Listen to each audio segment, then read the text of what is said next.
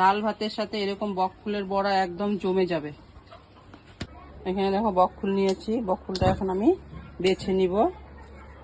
যে এইভাবে এই যে ভিতর থেকে ডান্টাটা বার করে দিলাম। এই যে দেখো এইভাবে প্রত্যেকটা ফুল বেছে নিব।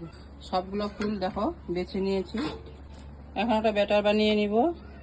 2 চামচ বেসন দিয়ে দিলাম, 1 চামচ চালের গুঁড়া, পরিমাণ মতো লবণ, হলুদ, কালো জিরা, অল্প লঙ্কার গুঁড়া দিয়ে দিলাম। এখন জল দিয়ে ভালো করে গুলে নিব। ব্যাটারটা গোলানো হয়ে গেছে, এরকম হবে।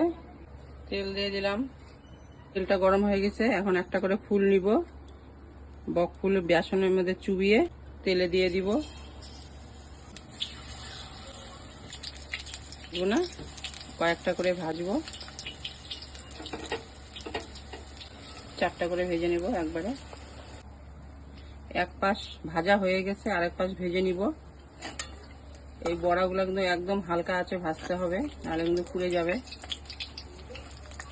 প্রত্যেকটা বড়া কিন্তু ফুলে গেছে, দেখছো? বকফুলগুলো ভাজা হয়ে গেছে, এখন আমি তুলে নিলাম। কে কে এরকম বকফুলের বড়া খেতে ভালোবাসো কমেন্ট করে বলবে।